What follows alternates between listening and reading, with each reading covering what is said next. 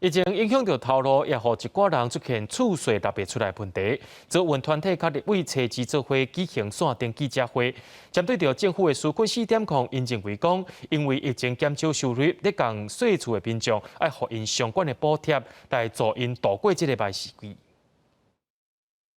即摆疫情影响真侪点头小型企业，民众雄雄四劫，放无薪假。长期关心租厝问题的崔妈妈基金会就表示，接到真侪租厝民众的求助电话，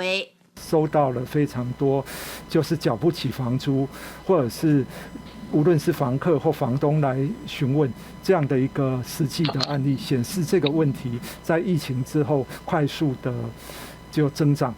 基主权团体就认为，纳不出厝租的人可能会愈侪，呼吁政府纾困4.0应该纳入租厝者，亲像无固定雇主，也是营业受冲击50%以上企业的员工，互因租厝补贴。嘛建议，若本地就申请租金补贴的，就增加补贴金额；包租代管的租户就增加补贴，互厝头家；社会主体补贴就拨互政府。若无属于这三类，只要提出租厝证明，嘛应该列做纾困对象。相关的纾困嘛爱甲主体法租税稽查来分割。有一部分的租屋者，他可能是住在所谓的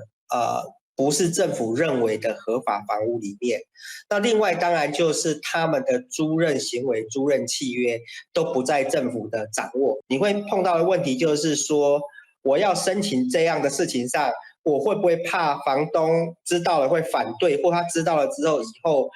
接下来会不租给我。针对做运团体的想法，参与线顶记者会立委江英昌是认为，会当参照进前国外的做法，亲像政府用法令强制厝头家袂当解约、延缴租金等等，对特殊时期做应变。嘛有立委表示，会伫后礼拜立法院的临时会提出相关的意见，替弱势租厝者做解困。记者陈亚文张随台北报道。